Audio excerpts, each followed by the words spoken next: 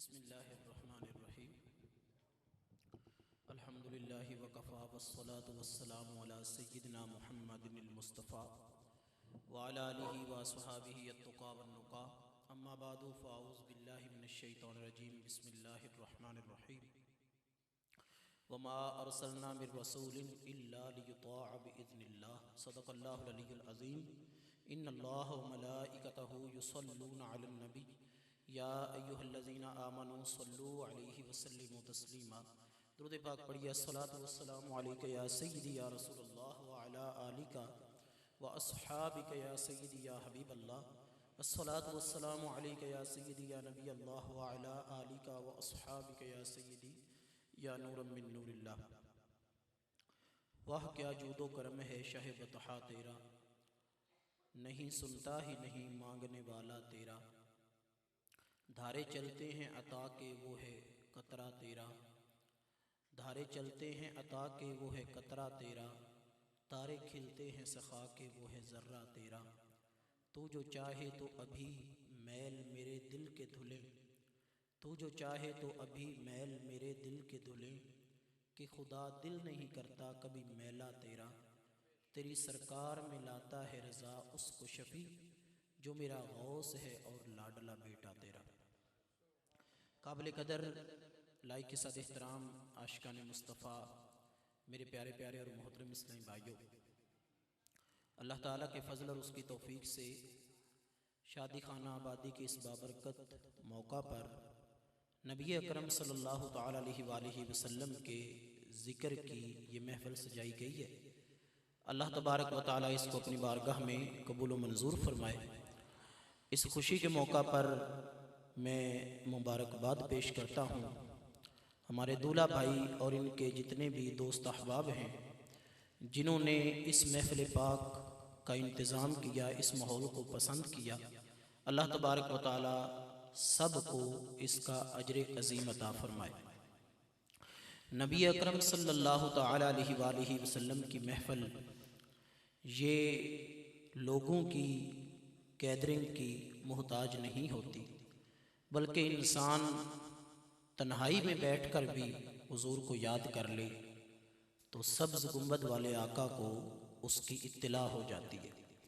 और हमारे आका सल्लल्लाहु तआला अलैहि वसल्लम को जो जितना तड़प के याद करता है हुजूर उस पर उतना ही करम फरमाते हैं।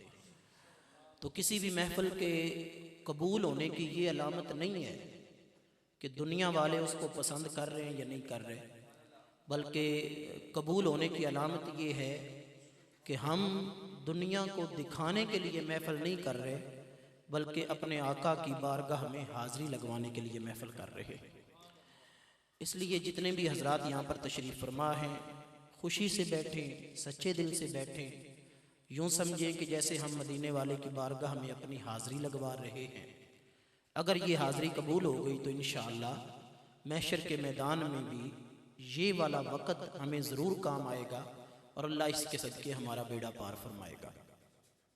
मुख्तसर तौर पर मैं चंद बातें अर्ज़ करता हूँ, उसके बाद मेरी दिली तमन्ना यही है कि शहादत भाई भी नात पढ़ें और सारे हज़रात नात पढ़ें। चूँकि आप हज़रात बैठ गए अब, तो अब यहाँ पर थोड़ा सा एक माहौल बनना चाहिए।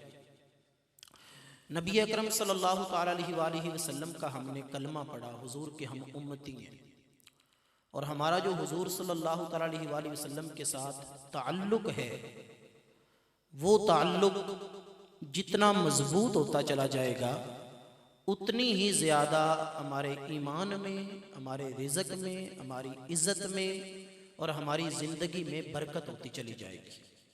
हुजूर की ज़ात के साथ जितना ताल्लुक़ कमज़ोर होता चला जाएगा उतनी ही ज़्यादा ज़िंदगी बेचैन होती चली जाएगी। आज का मुसलमान आप देखते हैं कि अगरचे हम नाशुक्रे बहुत हैं, लेकिन हमारे पास अल्लाह की वो नेमतें मौजूद हैं जो हमारे बाप दादा ने कभी देखी ना थी। आज कायनात की हर चीज़ हमारे पास है, दुनिया की हर चीज़ हमारे पास है, अल्लाह ताला ने हर तरह की हमें नेमतें दी हुई हैं। इसके बावजूद दिल के अंदर सुकून नहीं है, दिल के अंदर चैन नहीं है, और अमीर हो या गरीब, छोटा हो या बड़ा, हर एक आदमी बेचैनी की ज़िंदगी गुजार रहा है। उसकी वजह यह है कि हम दुनियादारी की तरफ तो ख्याल करते हैं, लेकिन हुजूर के साथ हमारा जैसा ताल्लुक होना चाहिए और जैसा हुजूर के साथ हमारा रिश्ता होना चाहिए, उसकी तरफ हम कभी तवज्जो नहीं करते। हम सुबह उठते हैं, परेशान होते हैं, हम सोचने लग जाते हैं कि इस परेशानी की वजह क्या है। फिर हम सोच सोच के खुद ही तलाश कर लेते हैं कि फ़लाँ जगह लॉस हो गया था, फ़लाँ जगह कमी रह गई थी, फ़लाँ दुनियादारी के मामले में मुझसे थोड़ी सी मिस्टेक हो गई थी। तो हम सुबह सुबह ये नियत करते हैं कि लो जी, आज का दिन या आने वाला वक्त, आने वाला महीना, साल, 2 साल, 5 साल, 10 साल मैं इस तरह गुजारूंगा कि मेरी दुनिया के मामलात में कोई कमी ना रह जाए। फिर हम अपनी ज़िंदगी शुरू करते हैं, अपनी कोशिश शुरू करते हैं। 2 साल, 10 साल, 20 साल हम गुजारते हैं। तमाम वो चीज़ें जो हमने सोची होती हैं उससे बढ़कर हमारे पास आ जाती हैं, लेकिन इसके बावजूद दिल में सुकून नहीं होता। वजह क्या है? वजह यह है कि जो हमने हल सोचा था, दिल की बेचैनी का वो हल था ही नहीं। हल ये था कि अल्लाह तबारक व तआला ने जिंदगी का सारा सुकून मोहम्मद मुस्तफ़ा की गुलामी में रखा है। काश कि हम ये सोचते कि वो जिंदगी की कौन सी जगह थी जिस जगह पर अपने पाक नबी की फर्मा बरदारी में मुझसे कमी रह गई। काश कि हम ये सोचते कि मेरी जिंदगी का कौन सा मोड़ था जिस मोड़ पर हुजूर की गुलामी का हक अदा करने में मुझसे कमी रह गई। अगर हमारी सोच इस तरफ चली जाती और हम कोशिश शुरू कर देते और अपनी जिंदगियां हुजूर की गुलामी में ढालना शुरू कर देते और हुजूर से अपना गुलामी वाला रिश्ता मजबूत करना शुरू कर देते, तो फिर भले एक कच्ची कुल्ली में भी हम बैठे होते, अल्लाह तबारक व तआला हमारे दिलों को सुकून और इत्मीनान की दौलत अता फरमा देता। तो मेरे भाइयों, आज की ये महफिलें हों या हमारी ये दावत हो, इसका निचोड़ ये है कि आज का मुसलमान वो गुलामी मुस्तफ़ा के रिश्ते में बड़ा कमज़ोर हो चुका है। आज का मुसलमान और बहुत सारी चीज़ों में कोशिश कर रहा है, लेकिन इस तरफ मुसलमान नहीं सोच रहा कि मुझसे वो कौन सी गलतियां हो रही हैं जिसकी वजह से मेरा हुजूर से रिश्ता कमज़ोर होता चला जा रहा है। हमने पलट के वापस लौट के जो मदीना शरीफ से हमारी दूरी हो चुकी है और जो हुजूर से हमारा रिश्ता गुलामी दूर हो चुका है, हमने उस खला को पुर करना है, उस गैप को फिल करना है और अपनी ज़िंदगी का हर हर मोड़ रसूलुल्लाह की गुलामी के मुताबिक ढालने की कोशिश करनी है। जब हम हुजूर के गुलाम सच्चे बन जाएंगे तो ये दुनिया की दौलत तो मेरे नबी के कदमों की धूल का भी मुकाबला नहीं कर सकती। ये दुनिया की ताकतें तो मेरे नबी की एक एड़ी के जोर का भी मुकाबला नहीं कर सकती। जो मेरे नबी का सच्चा गुलाम बन जाएगा, अल्लाह दुनिया की दौलत भी उसके कदमों में डाल देगा, अल्लाह दुनिया की ताकत भी उसके कदमों में डाल देगा। ये वो पैगाम है जो हमने अपने दिल की तख्ती पर भी लिखना है। और हमने हमारे यहाँ, मेरे प्यारे भाइयों, एक हकीकत आपके सामने अर्ज कर रहा हूँ। हमारे यहाँ जब भी इश्क रसूल का नाम लिया जाता है कि हुजूर से इश्क होना चाहिए, हुजूर से इश्क होना चाहिए, तो इश्क की वजाहत क्या करते हैं, इश्क की डेफिनेशन क्या की जाती है? उठो हुजूर के नाम पे गर्दन कुर्बान कर दो, उठो हुजूर के नाम पे जान कुर्बान कर दो। यानी हमने ये समझा कि बंदा उठे, जाए, गर्दन कुर्बान करे, इश्क पूरा हो गया। याद रखिएगा, सिर्फ जज्बाती होने का नाम ही इश्क मुस्तफ़ा नहीं है। अगरचे जिस आदमी को हुजूर के नाम पे गर्दन कटाने का मौका मिल गया वो आदमी बड़ा खुशकिस्मत है, लेकिन सिर्फ गर्दने कुर्बान करने का नाम इश्क मुस्तफ़ा नहीं है। बल्कि कुरान तो फरमाता है, वमा अरसलना मिर रसूलिन इल्ला लियुतआ बिइज़्निल्लाह। जिस नबी के नाम पे गर्दन कटाना इश्क मुस्तफ़ा है, उस नबी के नाम पे जिंदा रहकर उसके फरमान पर अमल करना भी इश्क मुस्तफ़ा है।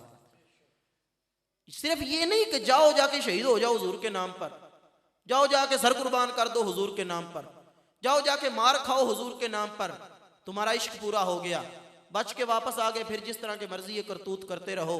नहीं, जिंदा रहकर अपनी जिंदगी के अंदर, अपनी जिंदगी के मामलात में मदीने वाले मुस्तफ़ा की दीवानों की तरह इताअत करना और अपनी जिंदगी को हुजूर की जिंदगी के मुताबिक ढाल देना, ये इश्क मुस्तफ़ा है। सिर्फ मरने का नाम इश्क मुस्तफ़ा नहीं, सरकार की गुलामी में जीने का नाम भी इश्क मुस्तफ़ा है। लिहाजा जब तक हमारी जान में जान है, जब तक हमारे सांस में सांस है, अभी तक इस्लाम हमसे सर नहीं मांग रहा। इस्लाम हमसे सिर्फ ताबेदारी मांग रहा है। इस्लाम हमसे सिर्फ इत्ताअत और इत्तिबा मांग रहा है। तो अगर हम हुजूर के आशिक होने का सबूत देना चाहते हैं तो हमें चाहिए कि हम सबसे पहले तो अपनी जिंदगी का जायजा लें, अपनी जिंदगी के रवैये पर गौर करें, अपने रस्म और रिवाज पर गौर करें, अपनी हर चीज पर गौर करें।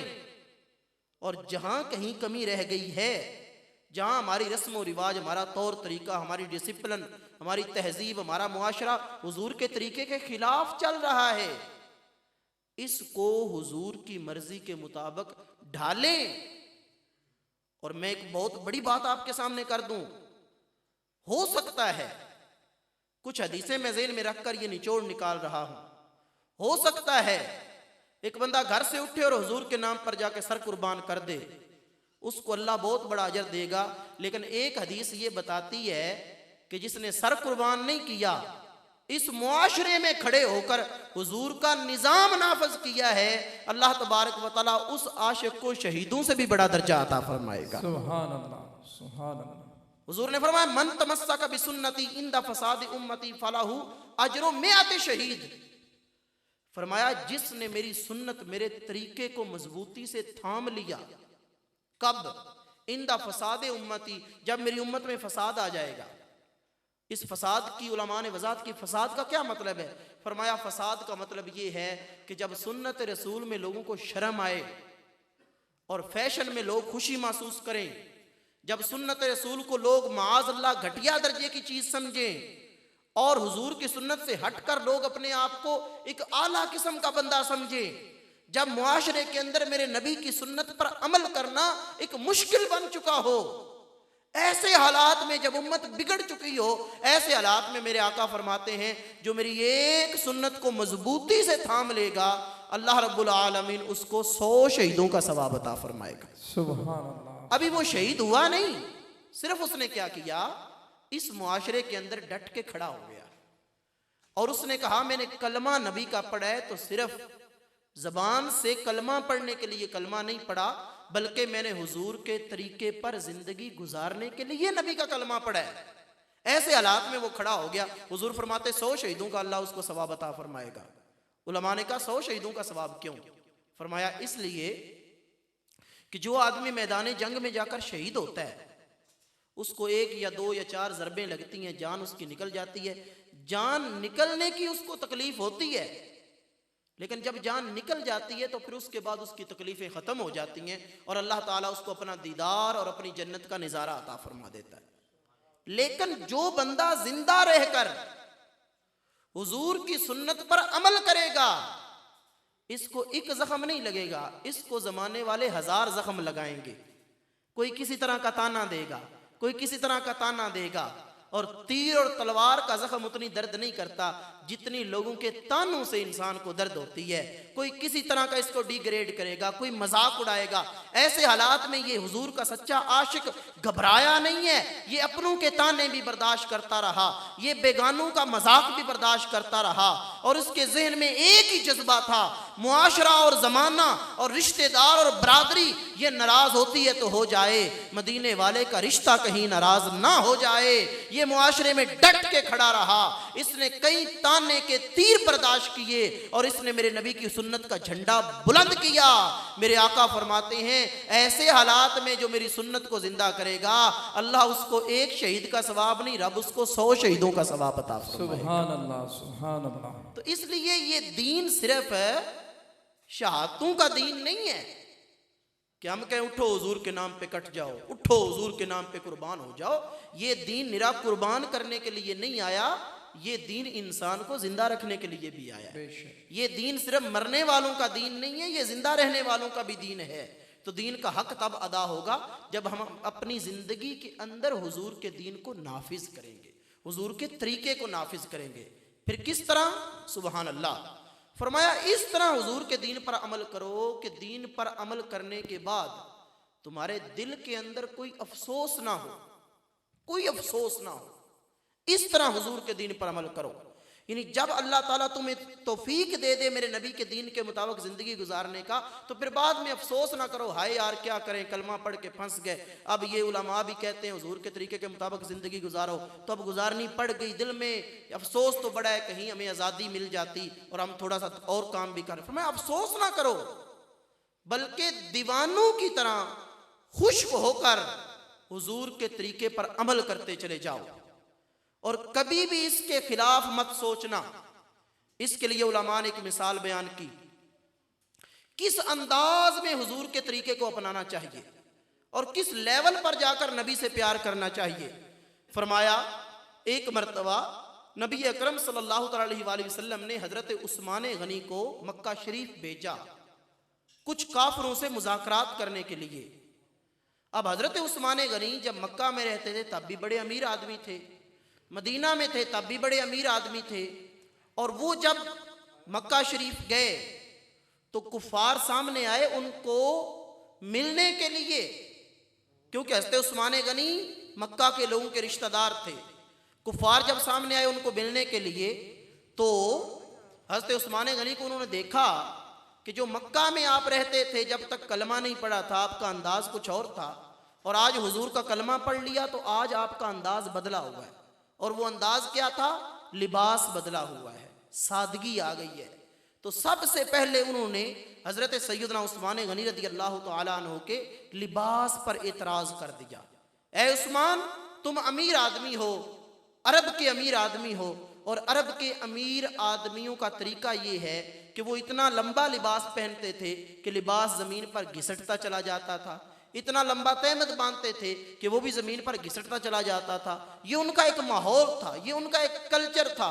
हजरत उस्मान गनी ने अपने अरब का खानदानी माहौल छोड़कर जब सुन्नत रसूल के मुताबिक कपड़े और लिबास पहनना शुरू कर दिया तो काफिरों ने इतराज कर दिया कि ए उस्मान, तुम इतने अमीर आदमी हो और तुमने ये सादे से कपड़े पहने हुए हैं, इसकी क्या वजह है? हजरत उस्मान गनी ने जो उस वक्त इश्क भरा जवाब दिया, अगर वही इश्क आज के मुसलमान में आ जाए तो आज का मुसलमान कभी सुन्नत रसूल पे अमल करके शर्मिंदा ना हो, बल्कि खुश हो जाए कि अल्लाह ने मुझे आका की सुन्नत पर अमल करने की तौफीक अता फरमा दी। और हजरत उस्मान गनी के इश्क का सदका अगर आज के मुसलमान को मिल जाए तो आज का मुसलमान भी हुजूर के दीन पर हिम्मत से और डट के अमल करे और काफिरों को बताए कि हम नबी के दीन पर सोच सोच के अमल नहीं करते, हम नबी के दीन पर दीवानों की तरह अमल करते हैं। हजरत सैयदना उस्मान गनी रज़ी अल्लाह तआला अन्हु, आपका क्या जवाब था? आपका जवाब ये था, इज़ारु सय्यिदना हाहुना वला नअलमु शैया व कमीसु सय्यिदना हाहुना वला नअलमु शैया। फरमाया, काफिरों सुन लो, अगर मैं नबी के तरीके पर चल रहा हूं तो मैं कोई किसी से बहस नहीं करता और ना मैं किसी को बहस करने दूंगा, बल्कि मेरे पास हर सवाल का एक ही जवाब है। और वो जवाब क्या है? फरमाया, मेरे महबूब का कुर्ता इसी तरह का था, मैंने भी इसी तरह का पहन लिया, मुझे और कोई पता नहीं कि मैंने क्यों पहना, बस मैंने इसलिए पहना है कि मैं अपने महबूब की अदा को अदा कर रहा हूं। सुभान अल्लाह। वाइज़ारो सय्यिदना हाहुना वला नअलमु शैया। फरमाया, मेरे महबूब का तहमद और मेरे महबूब का जो तहमद मुबारक था वो इसी तरह का था, मैंने भी इसी तरह का पहन लिया, मुझे कोई पता नहीं कि मैंने क्यों पहना, बस मुझे एक ही बात का पता है, मैं मदीने वाले की अदा को अदा कर रहा हूं। सुभान अल्लाह। अगर आज के मुसलमान में मेरे भाइयों ये इश्क पैदा हो जाए कि जब मुआशरा बहस करे कि फलां काम क्यों कर रहे हो, फलां काम क्यों कर रहे हो, तो आशिक का एक ही जवाब होना चाहिए, मुझसे बहस मत करो, मैं ज्यादा बातें और ज्यादा दलीलें नहीं जानता, बस मुझे एक ही पता है, मैं मदीने वाले की अदा को अदा कर रहा हूं, मैं मदनी माही को राजी कर रहा हूं। क्यों? मुझे पता है जब क़यामत का मैदान होगा मेरी माँ मुझे छोड़ जाएगी, मेरा बाप मुझे छोड़ जाएगा, जिन दोस्तों की खातर मैंने शरीयत को नाराज कर दिया मेरे वो दोस्त भी देख के मुझे भाग जाएंगे। अगर महशर के मैदान में कोई काम आएगा तो वो मदीने वाले मुस्तफ़ा का रिश्ता काम आएगा, हुजूर काम आएंगे। लिहाजा मेरे साथ कोई बहस ना करे, अगर मैं हुजूर की सुन्नत पर अमल कर रहा हूं तो मैं सिर्फ इसीलिए अमल कर रहा हूं कि मदीने वाला महबूब मुझसे राजी हो जाए और महशर के मैदान में हुजूर मेरी शफात फरमाते। इस इश्क मुस्तफ़ा की आज हमारे मुआशरे में ज़रूरत है। खुद भी कोशिश करो, अपनी ज़िंदगियाँ हुजूर की शरीयत के मुताबिक ढालो, अपने घरों का माहौल हुजूर की शरीयत के मुताबिक ढालो।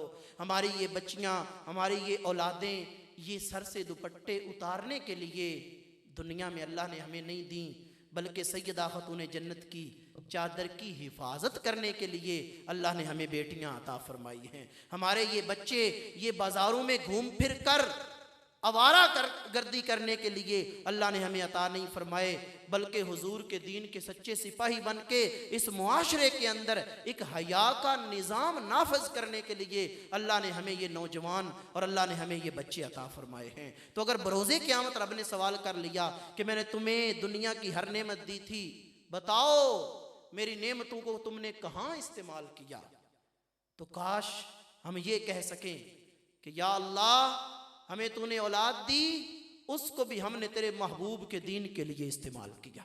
हमें तूने पैसा दिया, उसको भी हमने तेरे महबूब के दीन के लिए इस्तेमाल किया। हमें तूने इज्जत दी, हमने अपनी इज्जत और अपनी अथॉरिटी और अपने मकाम को भी तेरे महबूब के दीन के फ़ायदे के लिए इस्तेमाल किया।